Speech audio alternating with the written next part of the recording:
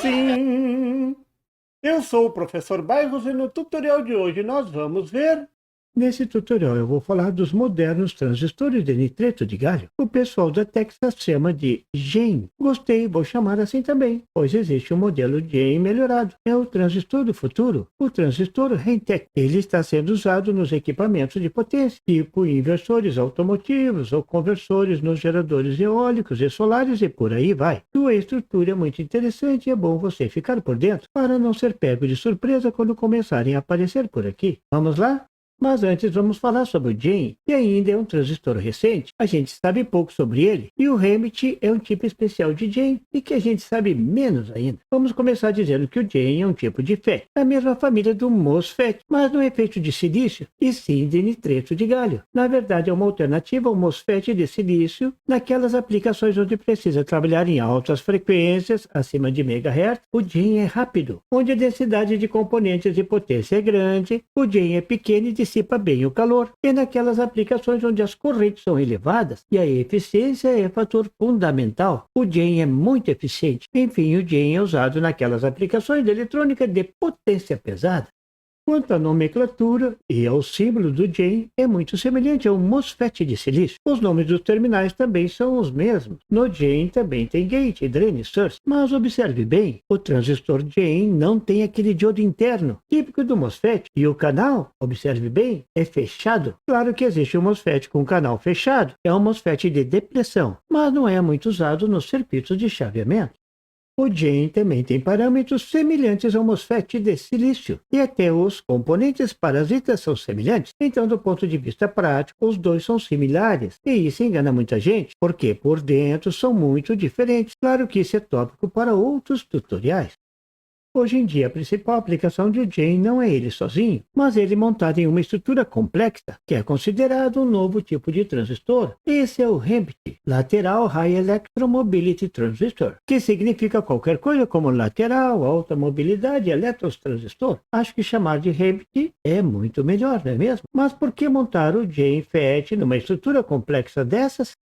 Esse componente é fornecido em dois tipos, o E-GaN, de reforço, esse E de enhancement em inglês, que significa nada mais nada menos do que reforço, e o tipo D-GaN, que significa GaN de depressão, esse D de deflection, que significa depressão em inglês, exatamente como os MOSFETs de silício, que também pode ser de reforço ou depressão. O MOSFET de reforço está normalmente desligado. Esse é o modelo dos MOSFETs usados como chave. Para ligar, tem que colocar um sinal no gate. Se for do tipo canal N, será uma tensão positiva. Veja que no símbolo o canal é desenhado com linhas descontínuas, indicando que o canal sai aberto. O MOSFET de depressão canal N normalmente está ligado. Isso é o inverso do MOSFET de reforço que estamos acostumados. Para desligar o MOSFET de depressão é preciso colocar um sinal de tensão negativa no gate. Isso complica muito o uso desse tipo de MOSFET nos circuitos de chaveamento. Por isso você não vê esse tipo de MOSFET por aí. Veja que no símbolo o canal está desenhado com uma linha contínua. Ele sai ligado. Pois o GaN é do tipo de depressão, ele já sai ligado. Isso requer toda uma engenharia para ligar o aparelho e não sair com os GaNs ligados. Por isso foi desenvolvido o GaN REMT. Nesse componente, o GaN é montado em cascode com um MOSFET comum de silício, e que trabalha em baixa tensão, pode ser acionado facilmente pelo comando. Mas não fique triste. Também é possível usar o GaN no modo de reforço. É o E-GaN REMT. Veja mais adiante como esse milagre acontece. Uma forma de montar o MOSFET de silício em cascode é esse da figura. Nesse caso, a potência é gerada pelo transistor GaN, mas o chaveamento é feito pelo transistor MOSFET, tudo em baixa tensão no gate. Essa era a forma normal de montar o GaN de forma prática. Eu disse era, porque já tem o E-GaN.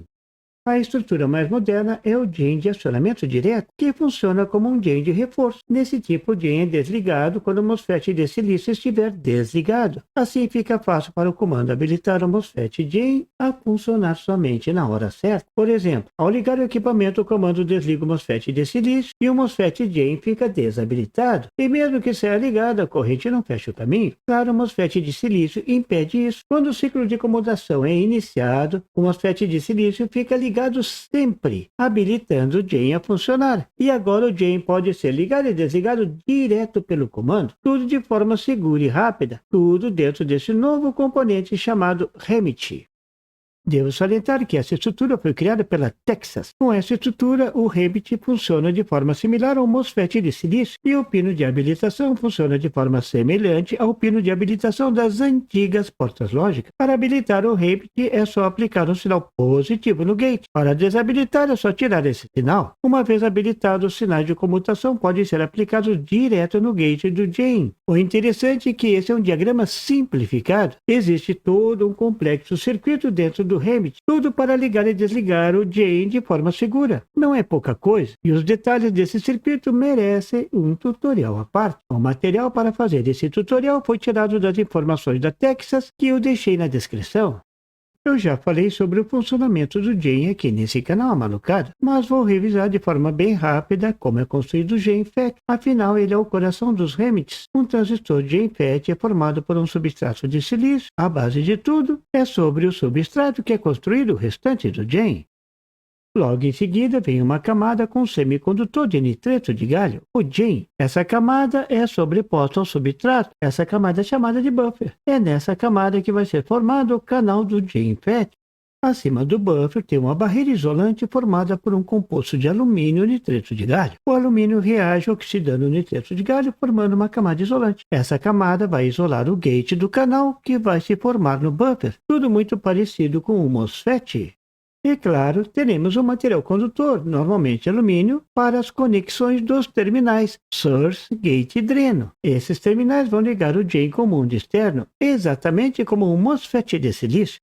Logo acima tem uma camada chamada de passivação, que é um dielétrico especial cercando o gate. Nesse tipo de componente tem que ter esse dielétrico especial para evitar que as cargas que alimentam o gate fiquem presas no dielétrico. Ainda tem uma camada sobre o gate, uma extensão do source, uma placa extra para o capacitor do gate. Essa placa, junto com a camada de passivação, descarrega o gate mais rápido. Servem para apaziguar a agitação das cargas elétricas entre o gate e o canal de alta mobilidade.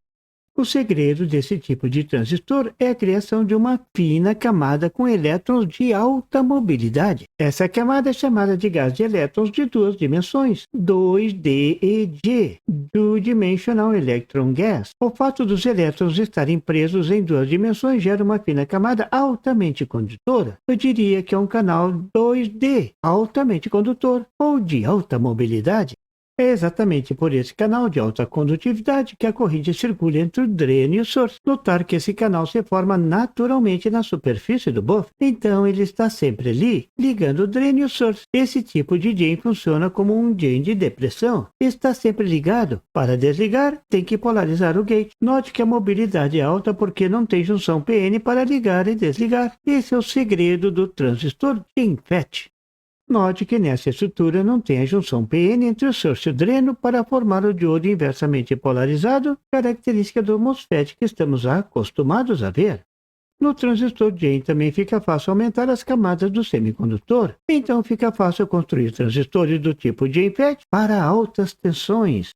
Você viu nesse tutorial como funciona o transistor GAIN e o transistor GAIN-REMIT, o que há de mais moderno na eletrônica de potência. Eu vou deixar o link da Texas na descrição do vídeo, caso você queira saber mais detalhes desse tipo de componente. Claro que aos poucos eu vou atualizando e aprofundando essas informações. Bom proveito! E por favor, se você não é inscrito, se inscreva e marque o sininho para receber as notificações do canal. E não esqueça de deixar aquele like e compartilhar para dar uma força ao canal do Professor Bairros. E não tem site? Tem sim, é www.bairrospd.com. Lá você encontra o PDF e tutoriais sobre esse e outros assuntos da eletrônica. E fique atento ao canal do Professor Bairros para mais tutoriais sobre eletrônica. Até lá!